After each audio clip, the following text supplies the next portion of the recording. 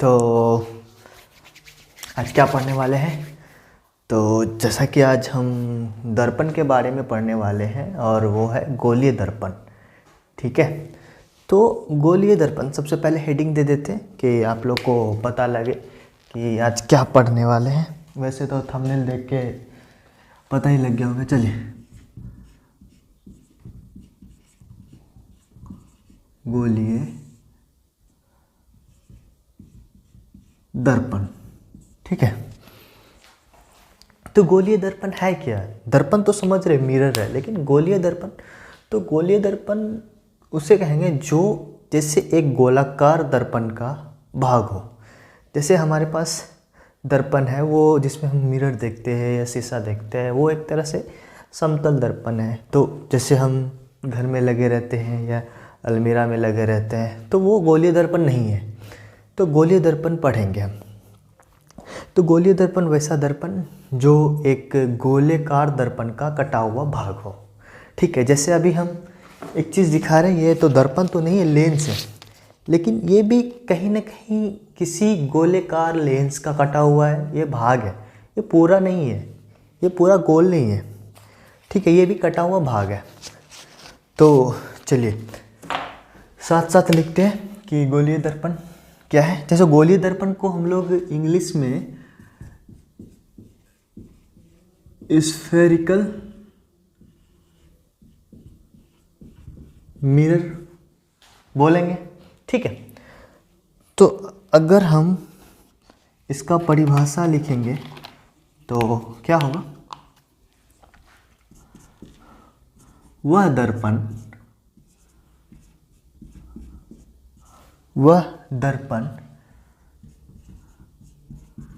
जिसका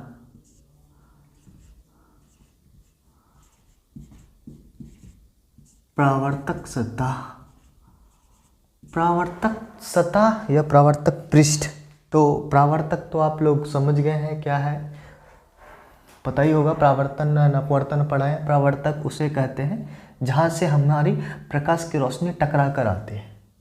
ठीक है, तो उसको हम परावर्तक कहते हैं। परावर्तक सतह वह दर्पण जिसका परावर्तक सतह वक्रित हो।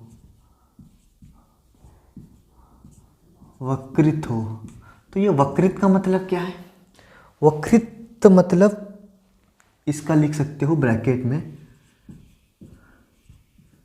अंदर या बाहर की ओर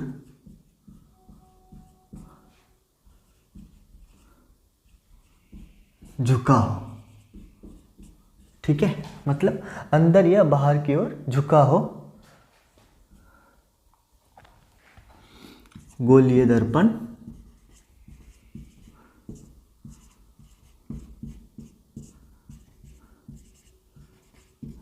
कहलाता है। ठीक है, तो वह दर्पण जिसका परावर्तक सतह हम समझ गए, जहाँ से प्रकाश की रोशनी लौट के आती है, उसको हम उस सतह को जहाँ से वो जो आपतन बिंदु बनता है, तो उसको हम जिस पे बनता है वो परावर्तक सतह होता है या परावर्तक पृष्ठ होता है। और वक्रित मतलब हो गया कि अंदर की तरफ से झुका हो या अंदर की तरफ से बाहर की तरफ से झुका हो, मतलब ये और ये अभी हम पढ़ेंगे।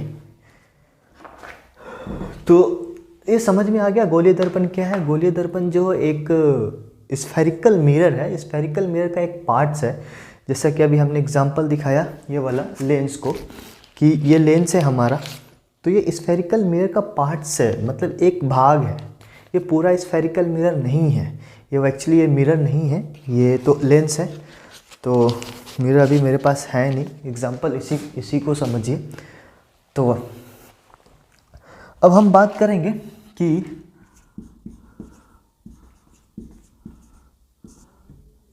गोलीय दर्पण कितने प्रकार के होते हैं। ठीक है, आप लोग को भी लिखना है, आप लोग साथ साथ ही लिखो। ठीक है, तो किताब की पेटी बांध लो क्योंकि बोर्ड एग्ज़ाम आने वाला है। तो भाई पढ़ लो, फरवरी में एग्ज़ाम है। और जो अभी 9 से 10th में जाने वाले हैं वो भी अगर देख रहे हैं तो बहुत ही अच्छा, अभी से तैयारी स्टार्ट कर रहे हो, अच्छी बात है। तो अब हम पढ़ेंगे गोलीय दर्पण कितने प्रकार के होते हैं। तो लिखते हैं गोलीय दर्पण मुख्यतः 2 प्रकार के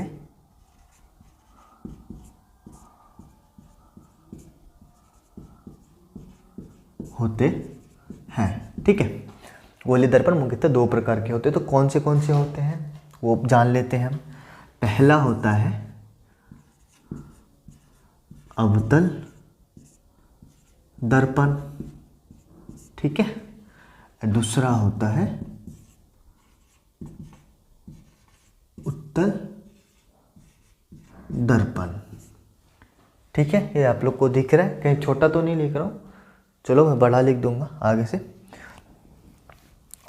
तो अवतल दर्पण, जैसे हमने गोलीय दर्पण को इंग्लिश में स्फेरिकल मिरर बोला, तो अवतल दर्पण का भी इंग्लिश में नाम होगा। हाँ जी, जरूर होगा। तो हम उसको बोलेंगे कॉनकेव मिरर,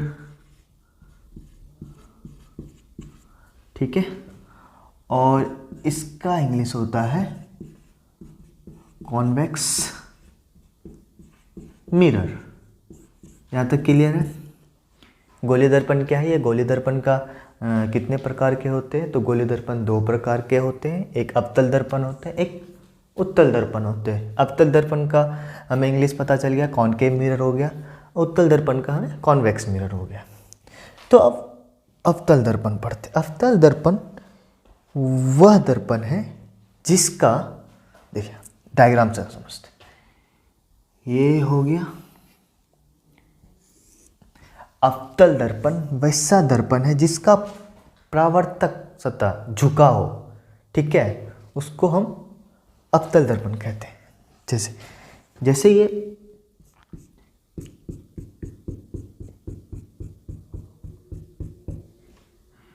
ये बाहर है, ये पॉलिश है, ठीक है। हाँ, और ये जो है ये चमकीली पृष्ठ है, ठीक है। ये चमकीली पृष्ठ है।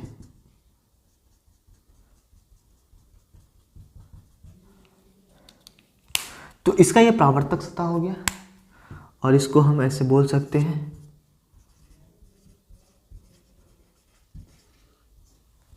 सर, यहाँ नहीं दिख रहा होगा, यहाँ लिखते हैं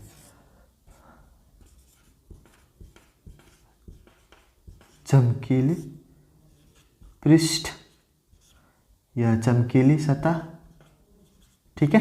समझ जाएंगे आराम से। तो जिसका अंदर वाला भाग परावर्तक सतह हो, हम उसको अवतल दर्पण बोलेंगे। और इसी तरह उत्तल दर्पण में होगा। इसमें क्या होता है, अंदर वाले भाग को जो है वो पॉलिश होता है, और ये जो बाहर का पार्ट्स होता है, ये जो बाहर वाला भाग है, ये वाला, ये चमकीला होता है, ठीक है। चमकीली पृष्ठ होती, मतलब परावर्तक सतह होता है। यहाँ तक क्लियर है? हाँ, तो हम ये एग्जाम्पल समझ गए। ये हो गया ये कॉनकेव मतलब अवतल दर्पण का डायग्राम हो गया। ये कॉन्वेक्स मिरर का डायग्राम हो गया, मतलब उत्तल दर्पण का डायग्राम। तो अब हम बात करेंगे कि भाई ये हम इसको क्या बोलते हैं। अब इस चीज़ में मतलब दोनों में कॉमन चीज़ पढ़ना है। जैसे इसको हम P, यहाँ पे C, ये F, ये सब चीज़ के बारे में भी बताएंगे। वैसे सेम यहाँ पे ये P हो गया, ठीक है, ये F, ये C, ठीक है। क्या बोलते हैं इसको, तो नोट कर P क्या है। P हमारा ध्रुव है, जैसे जिसको हम इंग्लिश में पोल बोलते हैं, ठीक है। यहाँ पे नोट करो पोल, ध्रुव, ठीक है। ध्रुव ऐसे होता है ना, चलो सही कर लेना, ध्रुव। और ये दूसरा ध्रुव किसको बोलेंगे? ध्रुव है क्या, पी जो है ये क्या है, ये जो हमारा मिरर है, यहाँ से ये जो कटा हुआ भाग है मिरर, उसके बीच के बिंदु को हम ध्रुव बोलते हैं। ठीक है, ध्रुव किसको बोलें, ये यहाँ से यहाँ तक मिरर हुआ, इसके बीच का जो सेंटर है ना उसको हम ध्रुव बोलते हैं। ठीक है, यहाँ पे भी सेम चीज़ है, इसको हम ध्रुव बोलेंगे। अब हम बात करते हैं एफ। तो एफ को हम लोग हिंदी में बोलते हैं फोकस। ठीक है, फोकस। और ये हम सी को बोलते हैं वक्रता केंद्र। वक्रता केंद्र को समझेंगे कि वक्रता केंद्र क्या है। वक्रता केंद्र क्या है, जो हमारा जैसे स्फेरिकल मिरर था, स्फेरिकल मिरर का ये पार्ट्स है, तो उसका कहीं ना कहीं सेंटर होगा। ठीक है, वो तो जैसे स्फेरिकल मिरर है ये, उसका कहीं ना कहीं सेंटर होगा, तभी तो वो स्फेरिकल मिरर बना है, उसका सेंटर। तो सपोज ये एक सर्कल का मतलब स्फेरिकल का पार्ट है, तो सर्कल, तो इसका सपोज हम ये एक सर्कल बना सकते हैं। ठीक है, इसका कहीं ना कहीं यहाँ पे तो सी होगा, ये वक्रता केंद्र। ठीक है, ये वक्रता केंद्र, तो मतलब इसी केंद्र को हम वक्रता केंद्र कहेंगे। समझ गए वक्रता केंद्र क्या है।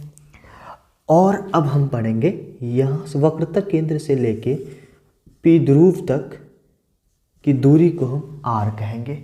आर को हम कहते हैं वक्रता त्रिज्या। वक्रता त्रिज्या ये हो गया। वक्रता त्रिज्या किसे कहते हैं, ध्रुव से लेके वक्रता केंद्र की दूरी को हम वक्रता त्रिज्या कहते हैं, और इसको हम इंग्लिश में कहते हैं रेडियस ऑफ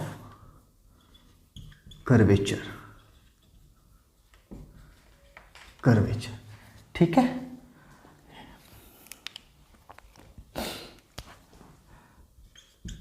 पांचवा नंबर में अब हम पढ़ेंगे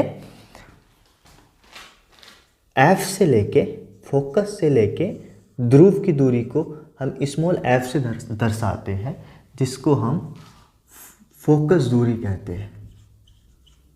फोकस दूरी, जिसको इंग्लिश में focal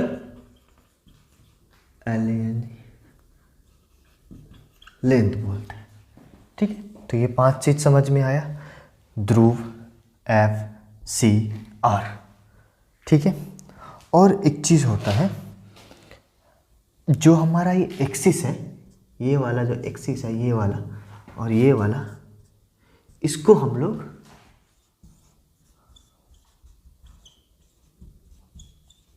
principal axis, principal axis, जिसको हिंदी में मुख्य अक्ष बोलते हैं। मुख्य अक्ष, ठीक है। प्रिंसिपल एक्सिस एक्चुअली ये काल्पनिक है। काल्पनिक मतलब एग्जिस्ट नहीं करता, बस हम जैसे यहाँ पे मान लीजिए यहाँ पे ये है, इस पे कहीं पे आपको मुख्य अक्ष दिख रहा है, यहाँ से रेखा गया दिख रहा है, नहीं ना, नहीं दिख रहा है, तो हम बस मान लेते हैं एग्जाम्पल देने के लिए, बताने के लिए कि यहाँ से एक काल्पनिक रेखा गुजर रही है। वैसा कोई रेखा नहीं होता, इसलिए हम इसको प्रिंसिपल एक्सिस बोलते हैं और इंग्लिश में, हिंदी में मुख्य अक्ष बोलते हैं। समझ आ गया? ठीक है, यहाँ तक तो क्लियर है कि किसको किसको क्या बोलते हैं। वही सेम ऐसे सी एफ पी ऐसे हो जाएगा। ठीक है, इसका एग्जाम्पल देते हैं। चलो ये आप लिख लो, ठीक है, 2 मिनट स्टॉप करके लिख लो इसको। लिख लिए? तो इसको मैं अभी मिटा रहा हूँ।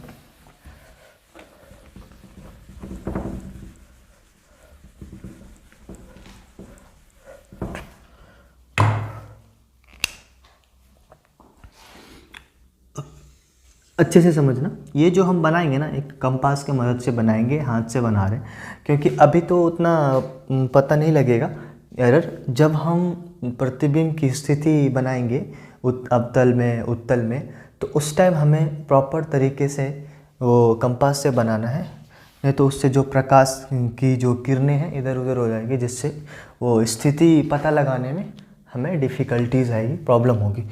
तो चलिए अभी एग्जांपल देने के लिए हम ये बनाते हैं। ये हो गया आपका एक अवतल दर्पण, जिसमें इसके बाहरी पृष्ठ, अरे अच्छे से बनाओ, चलो फिर से बना देते हैं। ये हो गया एक,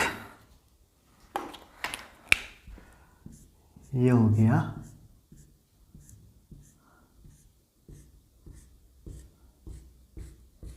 पल्स, ठीक है। एक हम मुख्य अक्ष खींच लेंगे, मुख्य अक्ष ये इसका जैसे कि अभी बताया, ये हो गया ध्रुव मतलब पोल P, ठीक है। और यहाँ पे मान लो C है, दिख रहे हैं, ये C है मतलब वक्रता केंद्र, और इसके समांतर क्या है ना, मतलब मुख्य अक्ष के समांतर प्रकाश की किरणें जा रही है, ठीक है।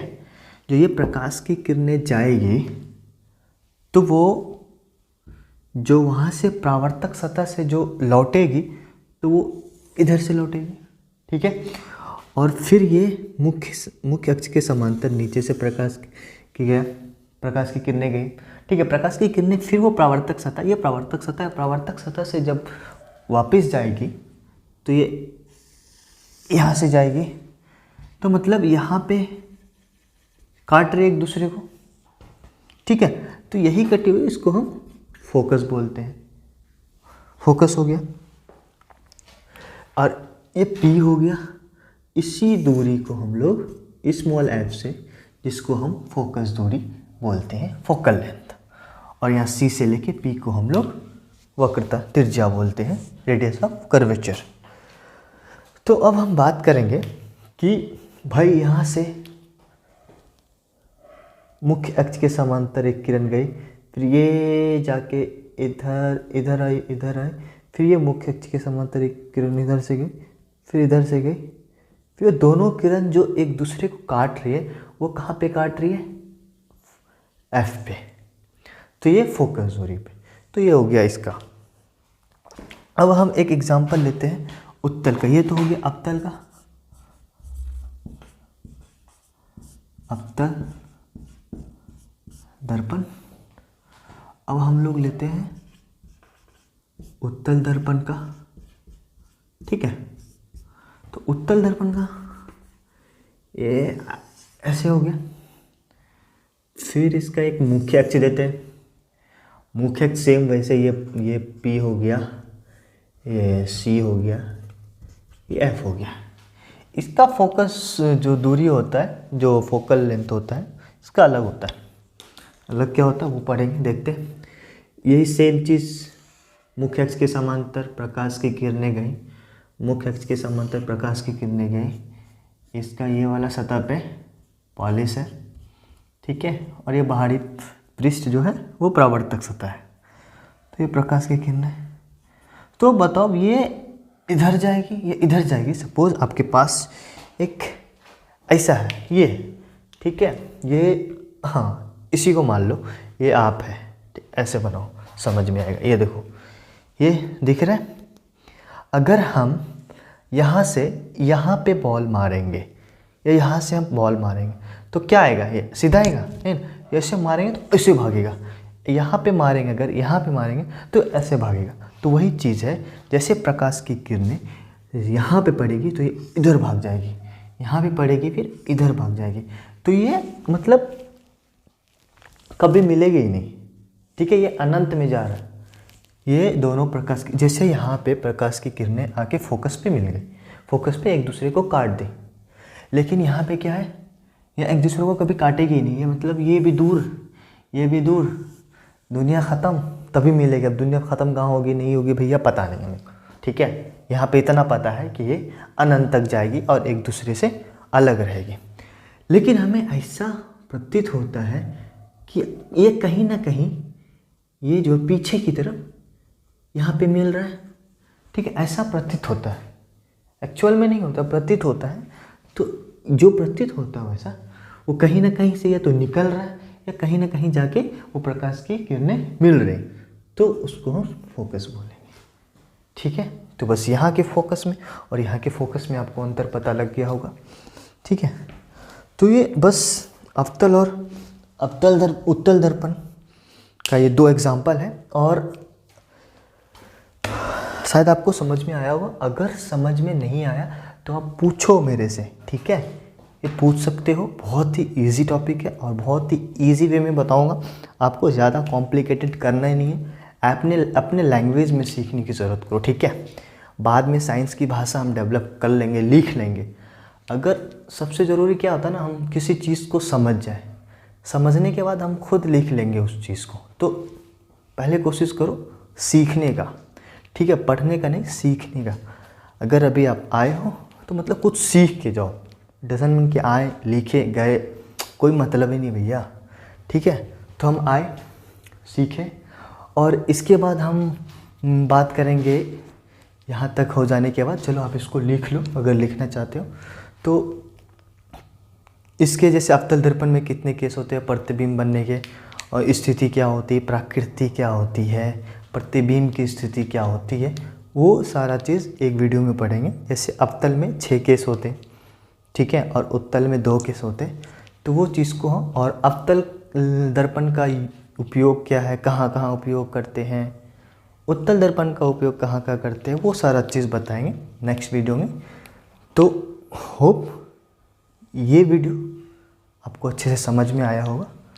समझ में नहीं आया तो कमेंट करो, कोशिश करेंगे कि और अच्छे से समझाएं आपको और हम अपना बेस्ट दें आप लोग के लिए। तो आज के लिए इतना ही। Thank you, bye bye, good night.